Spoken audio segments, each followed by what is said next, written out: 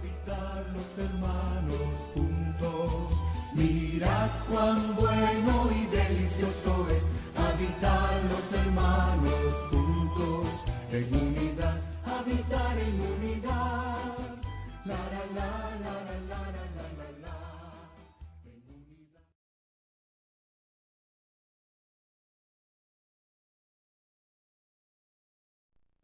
unidad. Terminaron ya 6 años, o sea que están empezando hacia el 7º año. Entonces, la pregunta es, ¿será que Dios tiene algo especial para tu vida en este año? ¿Cuánto lo creen? A ver, quiero preguntar a alguien. ¿Cuántos están vivitos? Que digan amén. ¿Pueden decir amén? ¿Amén? Va. Entonces, por ahí vi yo más o menos algo que su pastor les estuvo enseñando hace un par de domingos respecto al alefato hebreo, ¿verdad? Así que usted conoce esa letra, ya la conoce, ¿verdad? Solo se la voy a recordar. En el alefato hebreo es la letra Bab, cuya letra tiene un número significativo que es el número 6. Esa letra básicamente es un símbolo pictórico del alefato hebreo y se puede dibujar, gracias hermana, muy amable hoy, o se puede identificar como un clavo, como una estaca o como un gancho, y su significado y función principal es ser una conexión y una extensión, es decir, une en ambos lados, está conectado aquí, pero se extiende. Eso quiere decir que muy probablemente este año van a tener ustedes una extensión mayor de la que han tenido en estos 6 años que han vivido. Un gancho mantiene 2 cosas juntas o las mantiene unidas. También es un medio para conectar lo espiritual y lo físico. Porque si algo tenemos que tener entendido nosotros, hermano, es de que todo lo que nosotros hacemos en lo físico repercute en lo espiritual. Por eso es que es importante el tener una fe genuina. Es importantísimo tener un testimonio genuino. Porque nosotros empezamos a hacer algo a nivel terrenal, luego se eleva a nivel espiritual y termina en un nivel celestial. Entonces usted sabe que la epístola a los Efesios dice que nosotros fuimos bendecidos con toda clase de bendiciones espirituales en los aires. Entonces tú que eres creyente, ¿cuántos creen en Cristo que digan amén? Va, tú que eres creyente tienes en los lugares celestes, hay muchas bendiciones para tu vida, muchas bendiciones para los tuyos. Acuérdense que la Biblia habla que hay muchas promesas y una de ellas, que es la que más bendice al ser humano, es de que en el libro de Hechos capítulo 16 dice que creas tú y serás salvo tú y toda tu casa. Porque una de las cosas que más aflige al padre, a la madre, es de que uno esté sentado en la iglesia y nuestros hijos no lo estén. Eso a cualquiera. Hay ministros, compañeros de la fe, hermano, que lamentablemente ellos sirven y sus hijos no sirven. No estamos juzgando, lo que yo estoy recordando es que hay promesa de parte de Dios para ellos. Pero ¿dónde están? Ahí están en los lugares celestes. Entonces lo que tenemos que hacer es desprender las bendiciones que están en los lugares celestiales. Ahora, ¿cómo desprendo yo las bendiciones celestiales? Pues haciendo algo aquí en lo terrenal. Esa es la conexión entre lo espiritual y lo físico. En la manera en la que nosotros honramos a Dios, en la manera en la que nosotros servimos a Dios, en la manera en la que nosotros nos consagramos al Señor, en la manera en que nosotros procuramos tener un testimonio y un ejemplo en nuestra casa. Entonces Dios va a empezar a desprender las bendiciones que tiene ahí y se van a materializar en tu vida. Entonces mi actuar aquí determina la bendición allá arriba.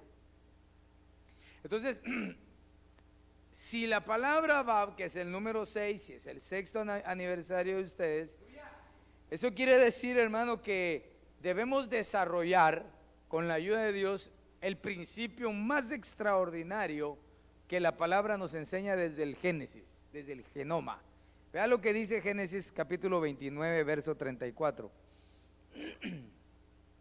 Perdón.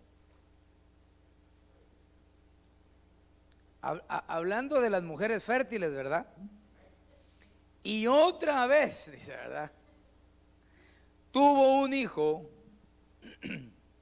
al cual llamó Leví, porque dijo: ahora mi esposo se unirá más a mí, porque ya le he dado 3 hijos. A veces como que ese concepto tienen todavía las mujeres, ¿verdad? Dicen: no, yo voy a tener hijos y mi marido nunca se va a ir. No, no, no. Si el que mantiene a tu marido cerca se llama Jesucristo. La unión es importantísimo.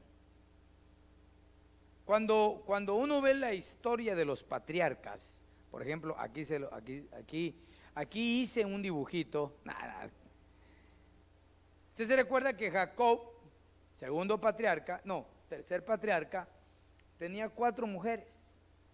Bueno, 2 esposas y 2 concubinas. Tenía a Lea, a Raquel, a quien yo le digo Raquelita, ¿verdad? Que eran sus esposas. Y ambas tenían una sirvienta, alguien que les atendiera a ellas, Silfa y Bilha. Y cada una de ellas le dio hijos a Jacob, ¿sí? Cuando nosotros contextualizamos este principio en lo espiritual, entendemos por el conocimiento bíblico que Raquel representa a la nación judía y que Lea representa a nosotros los gentiles. Eso quiere decir que los gentiles tenemos que poner nuestro foco en los hijos de Lea. Y nosotros vemos, por ejemplo, 1, 2, 3, 4, 5, 6, que Lea fue la que más hijos tuvo de todos. Cuando nosotros vemos el significado de los nombres desde Rubén hasta Zabulón, vemos que Zabulón quiere decir exaltado, que es la glorificación de los gentiles. Pero vamos a dejar eso ahí. El tercer hijo de Lea se llamaba Leví. ¿Cómo se llamaba el tercer hijo de Lea? Leví. Y fíjese que Leví quiere decir el que une, quiere decir unidad, el que permanece. La palabra Leví utiliza precisamente la letra Bab del alefato hebreo. Entonces esta tarde yo quiero hablarles lo importante que es la unidad en todo lugar, pero principalmente en la iglesia de Cristo. Cuando uno logra generar un vínculo espiritual como el que hablaba mi hermano, decía, me quitó las palabras de mi boca, ¿verdad? Porque yo lo pensé, no solo nos une la sangre, usted sabe que la sangre puede cortarse. Es decir, pueden haber pleitos y se separa la sangre, pero lo espiritual no se rompe, porque la Biblia dice que lo visible, ¿esto qué es, hija? Para mí, gracias. No, esto es para acá. Lo visible se termina, pero lo invisible es eterno. Si la iglesia, si los cristianos no tenemos unidad, mis amadísimos hermanos, estamos en la calle. Oigan, en la calle de la amargura y en la avenida de la desesperación, en la encrucijada de los golpes. El diablo, el Señor lo reprenda, tiene esa gran diferencia aún. Todos los demonios están unidos con un fin: fastidiar la vida de los creyentes. Y los cristianos divididos. ¿Se imagina qué erróneo está el mundo de la cristiandad? Pastor, ¿usted me vino a cantar Happy Birthday o qué vino a hacerme así? A decirte que tenemos que vivir en unidad. La unidad no es tener el mismo traje, eso se llama uniformidad.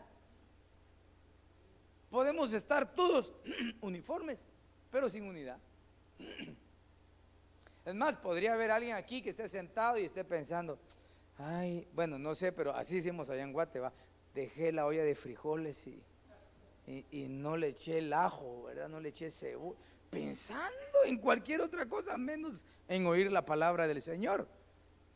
Y entonces, como el diablo es astuto, lo que hace es querer romper la unidad en el creyente, porque sabe que si hay unidad es una iglesia poderosa. Usted sabe que en el principio, en el libro de Génesis, el Señor tuvo que hacer una obra de destrucción y de confusión, porque la gente se había unido, pero se había unido para hacer daño, para hacer maldad. Geográficamente estaban colocando en un lugar estratégico donde había, hermano, como un umbral a otra dimensión. Empezaron a hacer una torre. Y el Señor dijo, no es posible. Bueno, el Señor, ¿verdad? La palabra del Señor, él dijo, no, estos ya se unieron. Esto no puede seguir así. Y les mandó confusión de lenguas. Eso quiere decir que la unidad, hermano, hace cosas extraordinarias. ¿Se imagina usted el grupo de alabanza o músicos que no estén unidos en lo que están tocando, hermano? El de la batería tocando saber qué, el del bajo yendo por otro lado, como dijo el Chavo del 8, ¿por qué no mejor tocamos lo mismo? Tal vez se oye mejor. En la vida cristiana, los que nos congregamos necesitamos desarrollar la unidad espiritual. Pastor, pero ¿cómo hago? Fíjese que hay una hermana que yo le presté dinero y nunca más me pagó. Bueno, pues hubieras pedido consejo para ver si podías prestar o no podías prestar. Lo que pasa es que eso sucede allá. A veces la gente tiene necesidad y tiene que pedir prestado y presta, un hermano presta y ya a los 2 meses que no le pagan, pastor, mire, háblele a ella porque no me quiere pagar. ¿Y por qué no me preguntaste si ella nunca paga? Lo hubiera hecho yo. Ahora que no te pagan me llamas. No. Entonces yo aconsejo allá, ¿verdad? Miren, pues no, el pecado no es prestar, porque a veces se le cae la estantería a uno, hermano, y tiene que acudir. El pecado es no pagar. Pero la Biblia dice claro que el impío presta y no paga. No dice que no tiene, sino que prestó con la intención de no pagar. Es una actitud impía. Bueno, mejor sigamos con Leví, ¿verdad? ¿Quién es Leví? Saber. El tercer hijo de Jacob. Yo, pastor, yo no me meto con nadie, pastor, yo soy tranquilo. Le hice más o menos un esquemita aquí. Leví tenía 3 hijos que desarrollan, que fueron, mejor dicho, donde se desarrolló el sacerdocio y estaban a cargo de los utensilios del tabernáculo que se levantó en el desierto. Uno de ellos se llamaba Gersón. ¿Alguien sabe más cómo se llamaban? ¿Alguien sabe cómo se llamaban los otros 2 hijos? Coat, muy bien, y Merari. Cada uno de ellos tuvieron hijos diferentes, pero como estamos viendo, el principio levítico y sacerdotal se desarrolla Coat. Coat era el papá de Aarón, obviamente la descendencia, ¿verdad? Porque está Amram, que era el papá de Moisés, y Coat el papá de Amram. Eso quiere decir que Moisés descendía de la tribu de Coat, ¿verdad? Porque era hermano de Aarón. Aarón, de donde se desprende el sacerdocio, tuvo 4 hijos: Eleazar, Itamar, Nadab y Abiú. De estos 4 se desprendieron las 24 órdenes sacerdotales que están descritas en el libro de Levítico. De esas 24, 16 manejó Eleazar y 8 Itamar, porque Nadab y Abiú se portaron mal en el servicio y los mataron. Entonces, ¿a qué voy yo? Que si Leví es unidad y de él se desprende el servicio en el tabernáculo que representa la iglesia y todo lo que nosotros desarrollamos ahora en el culto, un 50% fracasa. Hermano, pero un 50% es un montón. No. ¿Se imagina usted que estadísticamente está dicho que de 2 matrimonios se divorcia uno? El 50%. Es demasiado porcentaje. Entonces, ¿qué nos queda a nosotros como creyentes? Buscar la unidad en el Espíritu y luchar por no caer en el problema de Nadab y de Abiú, que fueron, hermanos, les dieron la oportunidad de servir. Mire, ¿sabe qué es lo hermoso en una congregación naciente? El Señor me permitió predicar allá en la congregación un tema que le puse yo: la bendición de los precursores. Es decir, de aquellos que son punta de lanza, de aquellos que empiezan en una obra. Ellos tienen la oportunidad de crecer en una obra, la oportunidad de desarrollar su vida espiritual, la oportunidad de crecer en talentos, así como estos nenes y nenas que pasaron tan hermosos. Ellos tienen la oportunidad de crecer en el evangelio bajo la sombra de una bendición espiritual. Pero tiene que haber unidad, no en ellos, porque los niños van a donde los padres vamos. Y cuando uno de padre, hermano, se aparta, juntamente con ellos, hermano, le destruye la bendición a sus hijos. Entonces, quiero hablarle de algunos principios levíticos sobre la unidad. Quiero preguntar y quiero ver su mano en alto. ¿Cuántos sirven en esta iglesia? Levante su mano. Oh. ¿Cuántos sirven en otro lado? Porque creo que vinieron unos invitados, ¿verdad? Va. ¿Cuántos quieren servirle al Señor? Todos, ¿verdad? Así, con un poco de pena, ¿verdad? Por aquello que el pastor diga algo.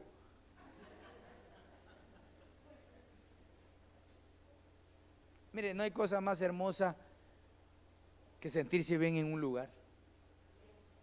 Hermano, llegar a un lugar y sentirse uno mal, como que se siente en un hormiguero uno, hermano.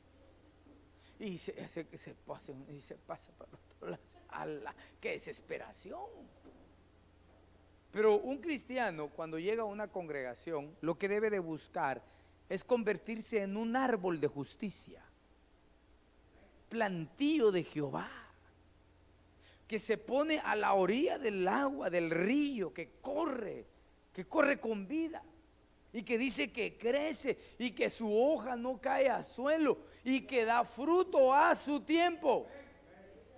¿Qué es lo que está diciendo? Está diciendo que todo creyente debe ponerse en un lugar donde corre río, como este lugar, que hay presencia de Dios, y dice que su hoja no va a caer. Eso, dale palmas al Señor. Que su hoja no cae al suelo significa que todo lo que tú hagas no es perdido. Todo lo que tú hagas, Dios te lo va a pagar un día. Si tú dices, hermano, mire, yo lo voy a ayudar a recoger la alfombra, ya Dios lo apuntó. Quiero decirte que Dios tiene varios libros y varios escribas. Dios está sentado en su trono, porque Él es Dios, ¿verdad? Él es Dios, soberano. Y llama a un angelito: escriba, vení para acá, escribí. Señor, ¿qué libro abro? ¿El libro de las memorias o el libro de las obras? Los dos abrí, le dice. Por eso cuando decía el pastor Serminio que la ofrenda es un memorial, porque trae a la memoria luego a Dios lo que uno ofrenda. Entonces, cuando alguien hace esto, en el libro de las obras apunta: fulanito de tal recogió la alfombra con amor, no bravo. Sí, pues sí, ¿verdad? Que solo yo levanto la alfombra, que no, eso no. Bueno, lo apuntan, pero del lado rojo. Entonces, mucha gente está acostumbrada a querer servir en una congregación a la hora que quiero, como pueda, como quiera y con quien quiera. Y así no es, mi amado hermano. Yo debo aprender a servir no como el pastor dice, sino como las escrituras me enseñan que debo servir. Ese es el principio básico. ¿Por qué? Porque al final el único beneficiado va a ser el servidor y toda su familia. Yo le quiero decir, a lo largo de ya 32 años, vamos, de militar en el servicio al Señor, he descubierto unas 3 llaves que han abierto la bendición en mi vida. Y una de ellas se llama servicio con constancia. Tal vez no he sido el más fiel, tal vez no he sido el más leal, pero he sido constante, hermano. Con ganas iba a la iglesia y sin ganas también. A veces arrastrando el saco, pero ahí en la iglesia. Triste, llorando, pero ahí en la iglesia. Con agua, sin agua, con dinero, sin dinero.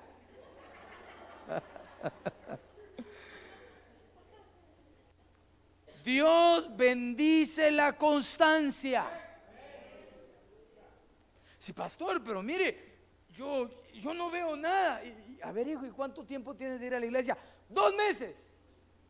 Hombre, yo conozco un Dios tan soberano que puede bendecir a cualquiera por cualquier tiempo. Pero hay que trabajar, hay que sembrar, hermano, hay que desarrollar, hay que sentarse, pues. Hay que sentarse y esperar el tiempo de Dios. Ojalá que no caiga al suelo, es que todo lo que tú hagas no va a ser de balde, Dios te va a recompensar. Entonces, hablemos de los hijos de los sacerdotes principales.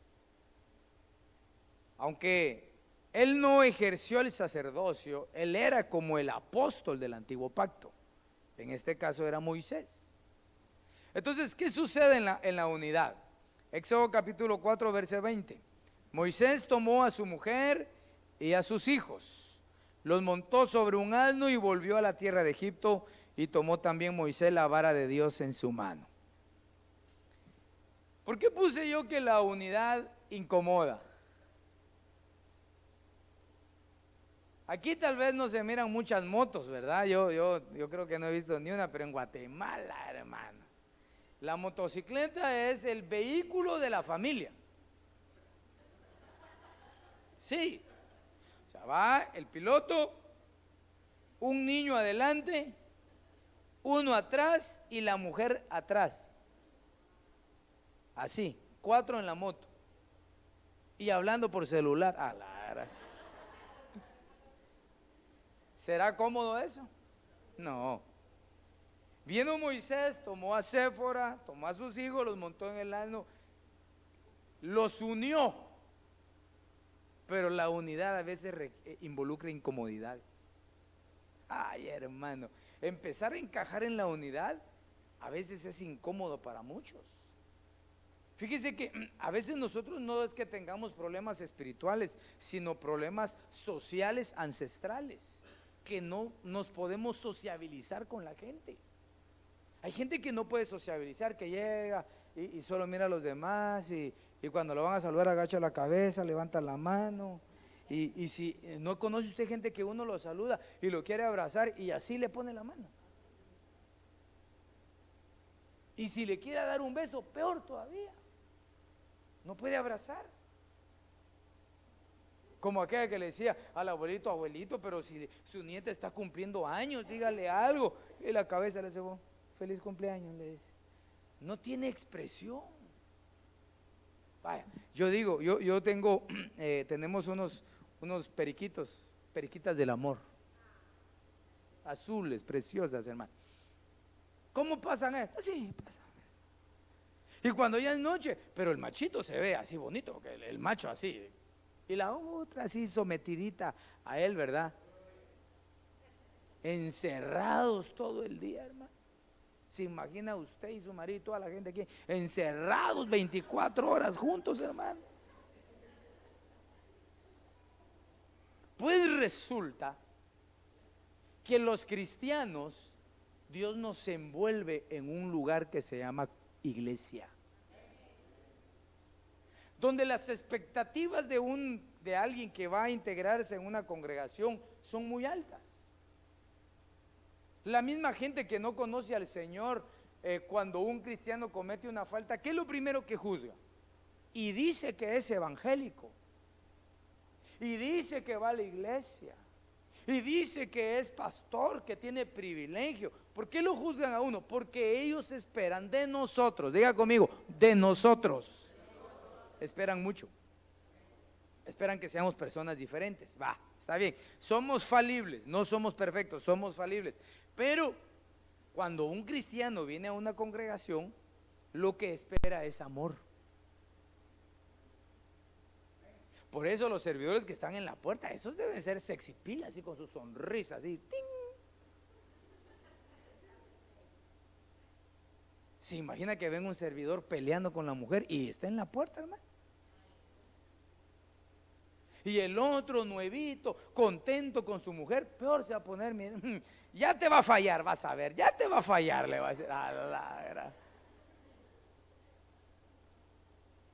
Y cuando entra a la congregación y lo mira alguien y, hermano, qué feo llegar a un lugar y que el sincretismo, ¿verdad? O sea, un grupo, todos para acá y el otro, puro pollo mojado, hermano.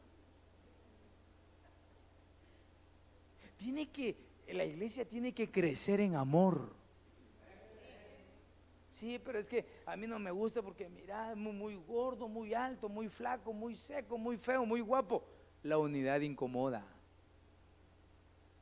De repente, hermano, cuando el pastor dice, bueno, va a haber cambio de oficialidad, y dice, ok, entonces tal grupo de servidores, va a estar fulano, sutano, mengado, y lo llaman a uno y resulta que le van poniendo de cobertura al que peor le cae.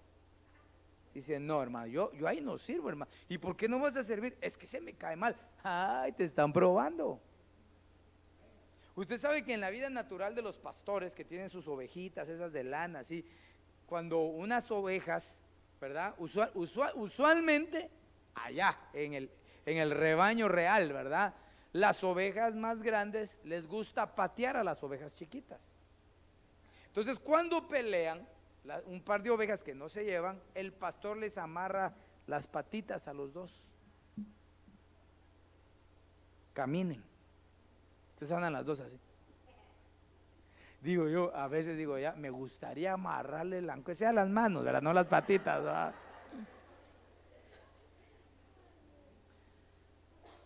La unidad incomoda a veces. Y fíjese que a veces lo que pasa es que generamos un prejuicio. Nosotros vemos a una persona y solo en el andado, máxime se camina así, creídazo ese. No, pero a lo mejor su papá fue general, coronel, estudió en la Politécnica, en el Adolfo B. Hall, y no camina así todo curcucho, sino que camina así estiradito y dice, creído, y realmente es humilde. Generamos prejuicios y entonces cuando nos meten en un cubículo a todos encerrados, no sabemos qué hacer. Mire, pues solo en los elevadores, se sube uno en el elevador y mire, se sube uno, hay 10 gentes adentro, se sube uno, y ¿qué hace uno? Mira para arriba, 1, 2, 3, no habla, nadie, ni siquiera buenos días. Uno está como incómodo. Uno se va a sentar a un restaurante, a un parque, ¿y qué busca? Que no haya nadie sentado ahí, ni a la par. Mira, aquí está lleno, pero no está lleno, hay sillas, sí, pero ahí está fulano, aunque no lo conozca. La unidad genera incomodidad en la iglesia, pero hay que luchar por ella. Si tú deseas que haya poder en tu vida, que haya bendición en tu casa, debemos sobrepasar las incomodidades. Veamos otro personaje, siempre en esta línea. ¿Quién era el primer hijo de Leví? Coat. Números capítulo 4, verso 4, y luego vamos a saltar al versículo 15. El oficio de los hijos de Coat en el tabernáculo de reunión, en el lugar santísimo, será este.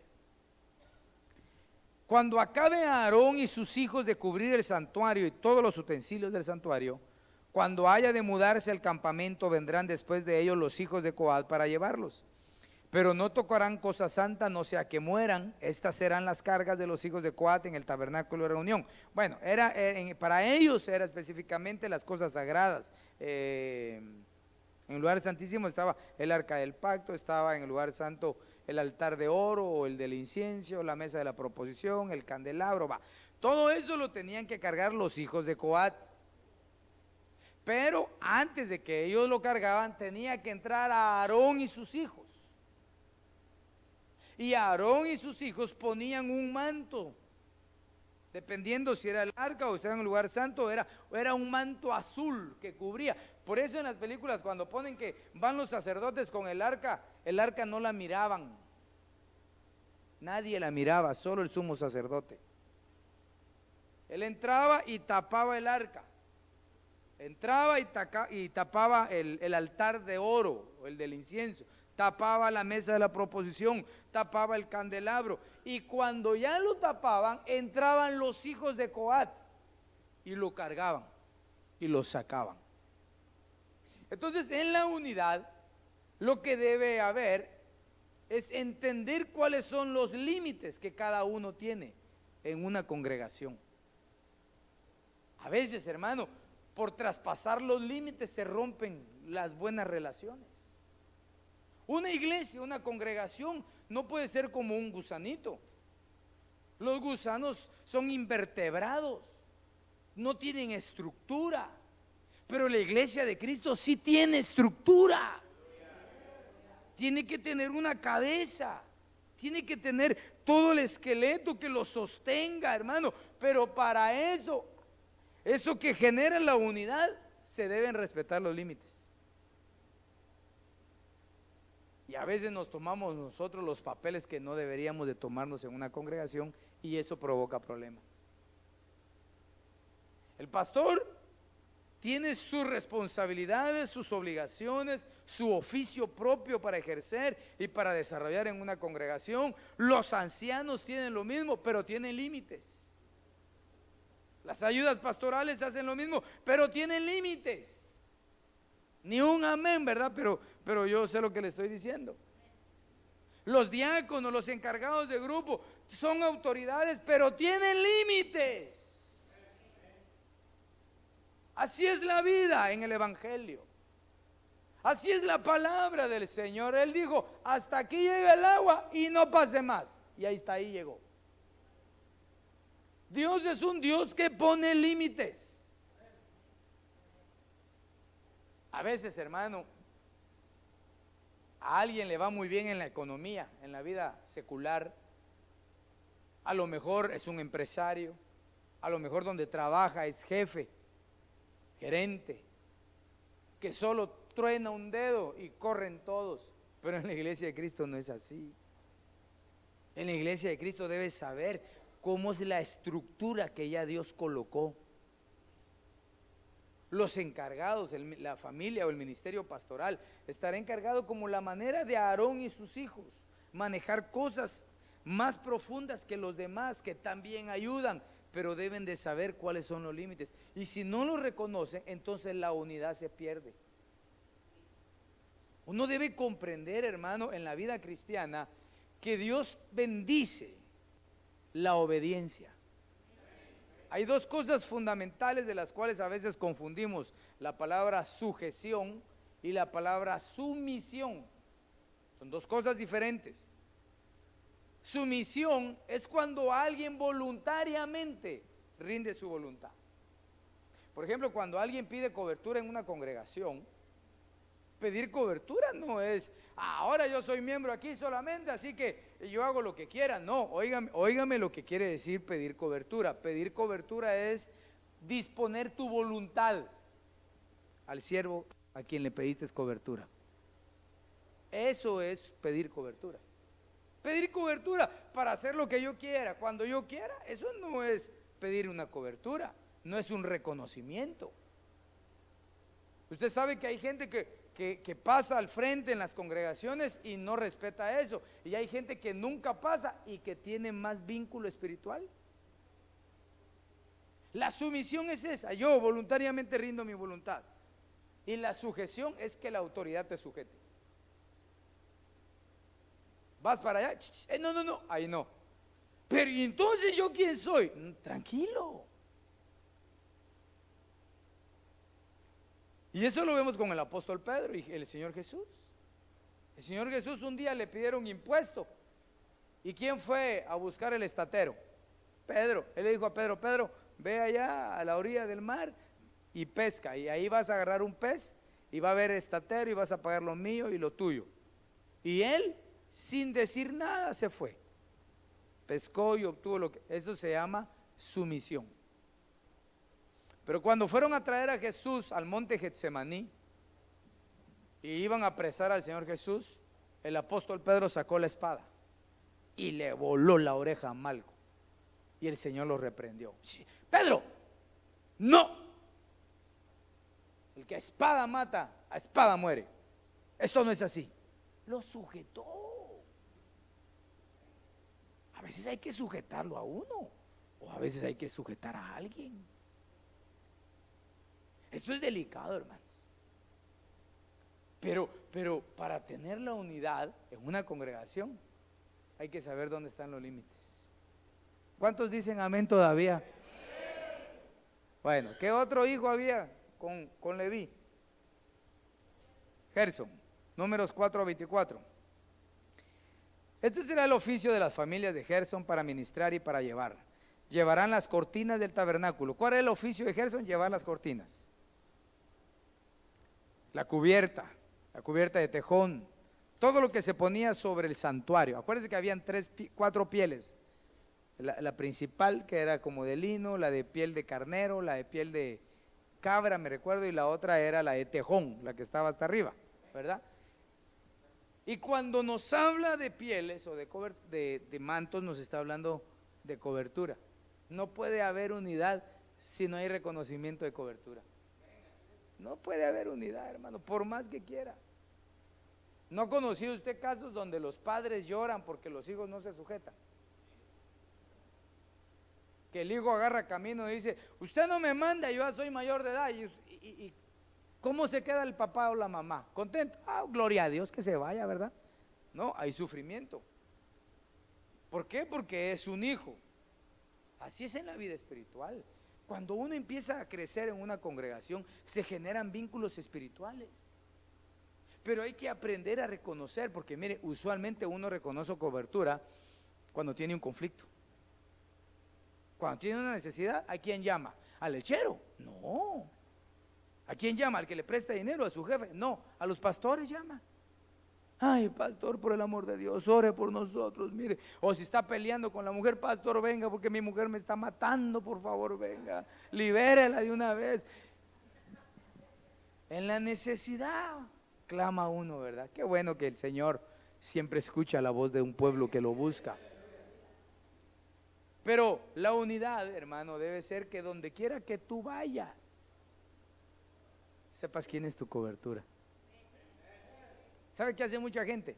Le dicen, mire, pues por allá hay una iglesia, buenísima, usted mire, un equipo, una alabanza, una prédica, pero lo que más me gusta es que cuando termina dan una comida riquísima, dice.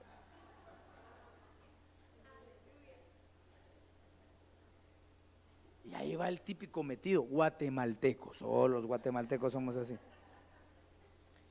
Y se despabila a verla, lo ostentoso de un templo.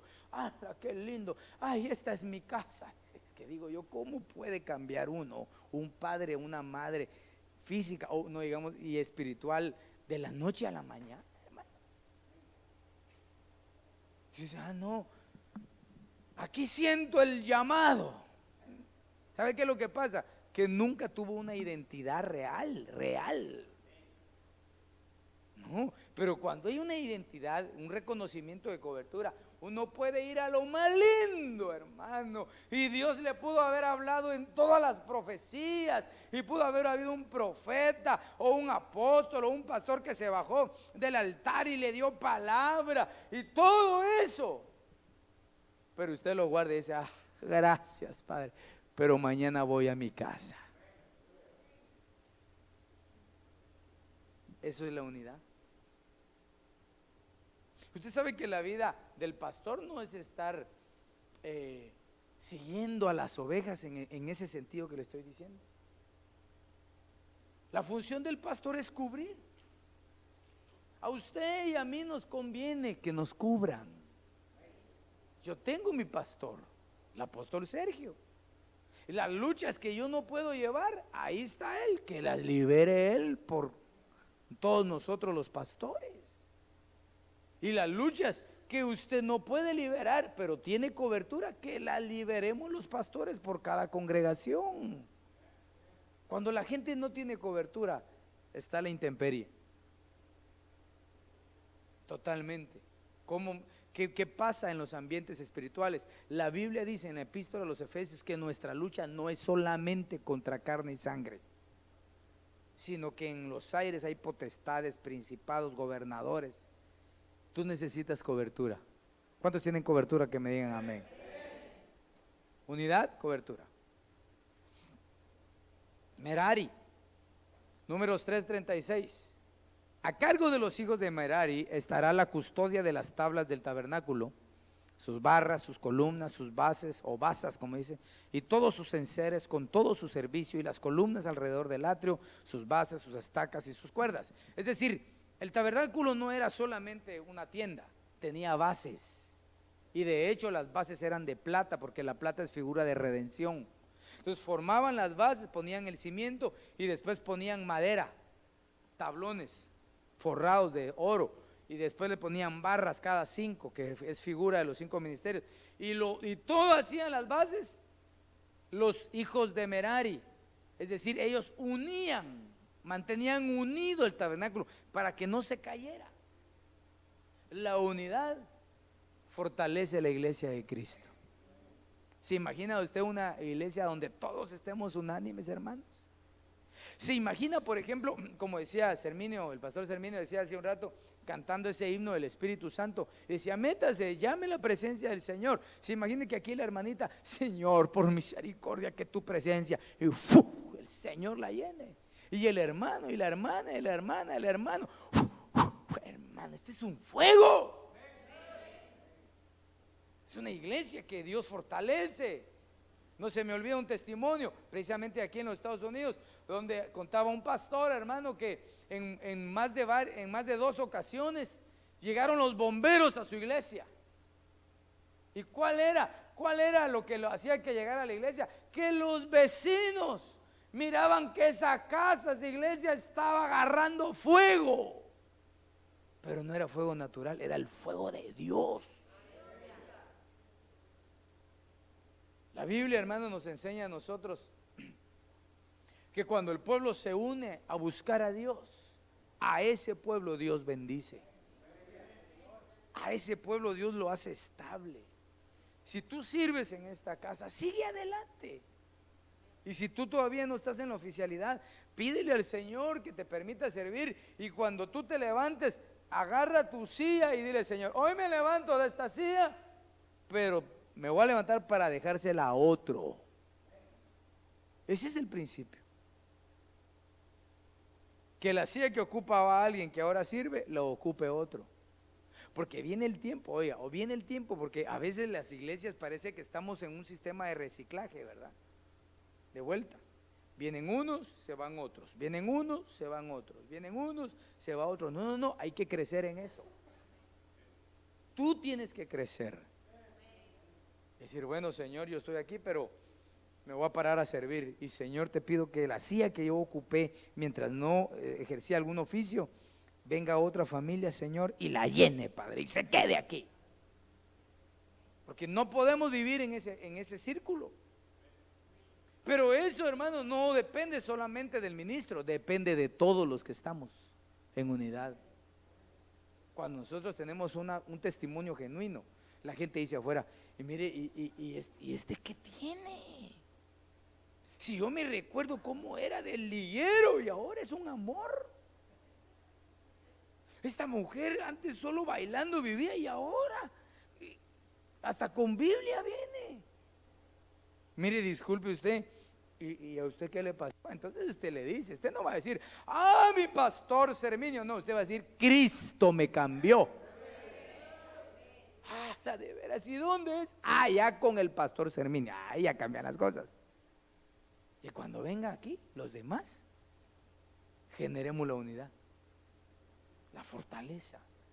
Y entonces, hermano, donde hay una iglesia fuerte, el diablo no entra, hermano, fastidia como él, porque el diablo solo está para fastidiar al cristiano. Pero la palabra del Señor dice que ninguna puerta del Hades prosperará contra la iglesia de Cristo, porque su iglesia se sustenta por medio de Jesucristo. Dale palmas al Señor. Unidad, año de unidad. Tenemos que crecer en la unidad. Si hay algo que te incomoda, madura. Ya. Pastor, fíjese, madura. Parece la chilindrina, ¿verdad? Que el papá le decía, cállese, y se callaba. Y cuando quería hablar, lloraba. No, hay que madurar. Cuando uno empieza a madurar, la mente agarra la mente de Cristo. Porque mire, el problema está aquí en la mente, ahí empieza todo. Lo que está diciendo, por mí lo está diciendo. Y yo siempre digo, pues de plano, ¿y por quién más? Ni modo que uno viene a predicar para que oiga al vecino, no, es para el pueblo. Pero como uno no sabe qué necesidades pasa cada uno, pero la mente, hermano, es terrible. Yo como molesto allá, ¿verdad? Bueno, no molesto, predico, ¿verdad, hermano? Eso pasa mucho con las señoritas, ¿verdad? Está un grupo de señoritas allá riéndose. Y viene la otra, de mí se están riendo. Pero ¿y por qué piensa mal? ¿Acaso la gente no se puede reír, pues? Es que ahora no me tomaron en cuenta, pero ¿por qué piensa mal que no lo tomaron en cuenta? Porque ya no lo quiere, si hay que darle oportunidad a todos. Mente, hay que madurar. Ya 6 años, ya el niño ya camina, hermano, ya camina, ya no es de pacha, ya quites el pepe de la boca, ya hay que empezar a madurar y a dar frutos y decir, bueno, puro la voz del gallo Claudio ahí con gallo, hola, creciendo, y te vas a dar cuenta lo mucho que Dios te va a usar.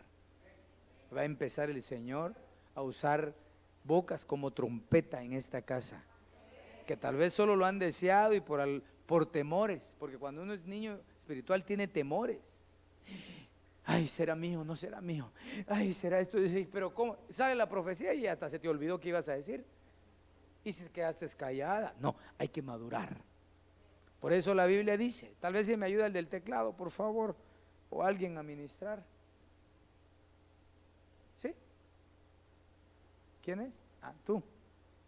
Filipenses 1:27 dice, solamente que os comportéis como es digno del Evangelio de Cristo. Quiero preguntar, ¿cuántos pertenecen al Evangelio de Cristo? Entonces, nosotros que pertenecemos al Evangelio de Cristo, la Biblia nos dice que nos comportemos como es digno del Evangelio. Un evangélico no es bochinchero. Alguien que predica o que vive o que asiste a una congregación del Evangelio de Cristo no hace cosas ilícitas, se mantiene, tiene integridad. Ser un cristiano a medias tintas es fácil, pero ser un cristiano íntegro involucra muchos desafíos. Muchas veces bajar la cabeza, muchas veces soportar críticas, muchas veces perder, pero de esa manera estamos dando testimonio que tenemos un evangelio puro.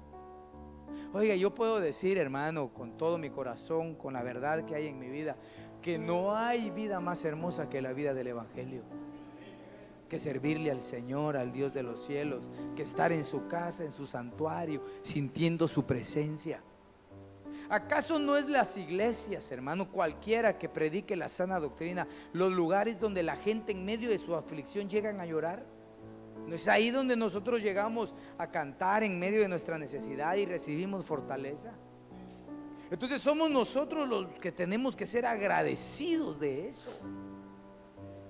A veces, como digo yo por allá, la gente se cansa de estar bien, porque Dios bendice, oiga, Dios bendice a sus hijos. Muchas veces por la bendición la gente empieza a cambiar. Venimos con taparrabo y terminamos con saco predicando. Pero no debemos perder nuestra meta. ¿Cómo fue que Dios nos trajo?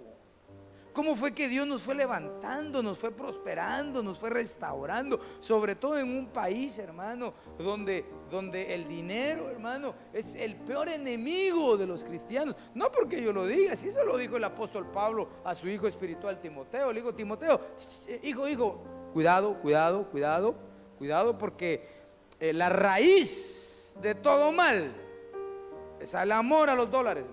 El amor al dinero. Por la cual muchos padecieron males, apartándose de la fe. En cambio, hermano, no hay cosa. Yo me alegro. El Señor nos permite ministrar un pueblo tan hermoso, así como usted, que en medio de su necesidad, ahí los mira uno chillando en el altar ahí. Y cuando ya llegan con su carro, hermano, digo yo: qué bárbaros. Ahí los veo chillando todavía en el altar. ¿Usted cree que Dios les va a quitar? No, Dios les va a dar más. Llegar a tener, podríamos decir que lo que se requiere es esfuerzo, habilidad, constancia, disciplina. Pero llegó.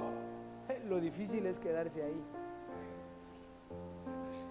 Que la inestabilidad no te haga arrepentirte de cosas, sino mantenerte estable. ¿Pero qué mantiene estable al cristiano? La unidad, la humildad. Sin humildad, hermano, fracasa todo.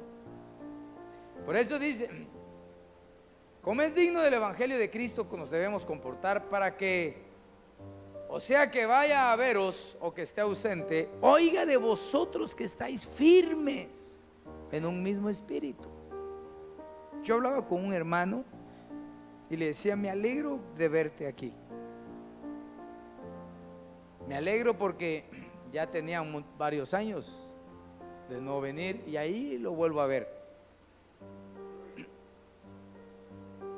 Porque lo más hermoso es, aunque uno esté ausente, ¿verdad?, que cuando regresa, ahí está.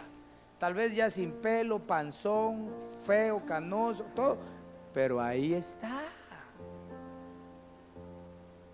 ¿Usted cree cómo verá eso Dios de allá arriba? ¿Cómo lo verá? ¿Cómo lo verá? Cuando pasan los años, la gente sabe que quiere la unción del milagro. Yo quiero que Dios me... ¿Cuántos quieren que Dios los use? Hermano, yo quiero poner manos y que se liberen los demonios. Amén, que venga esa unción sobre nosotros, sobre esta casa. Pero ¿qué le parece esa unción que el Señor nos permite impartir, aún con su pastor Serminio? La unción de la constancia. Tal vez no predica uno, hermano, si fuera, pero pasar 32 años sirviendo en el evangelio no es solo así. Digo yo, ¿qué quiero? Vamos a ver. Bueno, yo quiero las dos. Pero ¿cuántos fogarones no he visto y que se apartan? ¿Y cuántos hemos visto que como que no hicieran nada, pero ahí permanecen? Va a llegar el día en que el Señor, vamos a comparecer ante el Señor, hermanos, y el Señor nos va a ver y nos va a decir: buen siervo, fuiste fiel en lo poco, sobre mucho te pondré. Pero vea, no dice fiel siervo, no, empieza diciendo buen siervo, porque las actitudes son determinantes. Se empieza siendo bueno y se termina siendo fiel, y ahí viene la bendición de papá. Cuando ves tus retoños, tus hijitos, tus hijitas cantando, sirviendo, adorando, hermano, eso va, hermano, adentro es un agradecimiento profundo. Y yo te aseguro que cuando vayamos allá a la patria celestial con el Señor, dice la Biblia que no van a haber lágrimas ya en ese lugar, ¿verdad? Pero le aseguro que muchos van a decir: Señor, ¿por qué no serví más? ¿Por qué no aguanté más? Gente que quizás va a llegar al infierno, que me costaba ser humilde. que me costaba esforzarme, pelear la buena batalla de la fe, pero no lo quiso hacer. Allá del otro lado no hay esperanza. La esperanza es hoy, la oportunidad es hoy, es en vida, porque la Biblia dice que Dios es clemente, compasivo y tardo para la ira. Aleluya. Él se deleita en la misericordia. Firmes en un mismo espíritu, firmes. Hermano, ¿cómo se siente? No me siento bien, pero voy a orar y que se quite toda pesadez en el nombre de Jesús. Y sirve con firmeza, es decir, ferviente en el espíritu. No que aquellos hermanos, ¿cómo está? Como la mojarra, hermano. Así, mire.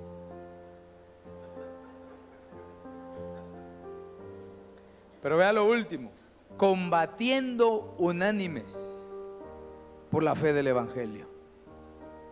O sea que para tener unidad hay que combatir, pero no contra los hermanos, sino contra uno mismo. Te toca servir con el hermano que te hizo caras, combate contra ti mismo. Señor, ayúdame, Padre. Señor, quita todo mal pensamiento de mi vida, Señor. Es que yo creo que no me quieren. Quita ese pensamiento de tu vida. No te ayuda, no te va a ayudar en nada. Señor, es que de plano, ahorita me van a sacar algo. No pienses así, combate con nuestros pensamientos, combatamos. O de repente si hubo una discordia, combate para mantener la unidad. Hermano, venga por favor. La Biblia, el orden es que primero a nivel personal, ¿verdad? Lo que te está diciendo es madura. Arregla tus problemas solos. Y si no se puede, llama a testigos, pero testigos con testimonio, ¿verdad? Y si no, pues preséntalo a la congregación. Pero esta tarde, ¿por qué no le pedimos al Señor que derrame un espíritu de unidad sobre nosotros? Que tengamos entendido, óigame, por favor, que tengamos entendido que cuando venimos a su casa, allá afuera se queda todo lo que tengamos pendiente. Y aquí venimos a cantar, a adorar, a orar y a recibir la ministración del Señor. Entonces, y solamente entonces, tu vida va a cambiar, tu vida va a florecer. Ponte de pie, por favor, y dame el privilegio de orar esta tarde por tu vida.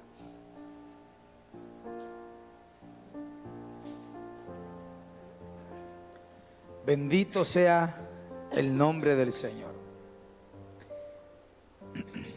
Si pueden pasar los de alabanza de una vez aquí. Aquí estás tú. Gloria a Dios. Es tan difícil la unidad porque es poderosa, pero no es imposible alcanzar la unidad. Yo te voy a pedir que cierres tus ojos un momento y que medites en la palabra. ¿Hacia dónde va tu vida espiritual hoy?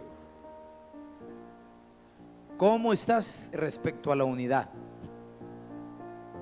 Si acaso el Señor te ha hablado esta tarde, yo te voy a invitar que levantes tu mano ahí en tu lugar, o tus dos manos, y le pidas ayuda al Señor. Sin unidad, difícilmente vamos a sobrepasar cosas difíciles. Pero cuando hay unidad, el Espíritu Santo va a venir sobre tu vida y te va a investir. Acuérdate que en el aposento alto, el principio era que todos estaban unánimes. Y ahí cayó el Espíritu. Empieza a orar. Deja que los de alabanza canten y tú ora al Señor. Y pidámosle, Señor. Mirad cuán bueno y delicioso es habitar los hermanos juntos. Mirad cuán bueno y delicioso es habitar los hermanos juntos. En unidad, habitar en unidad. La la la la la la la la la.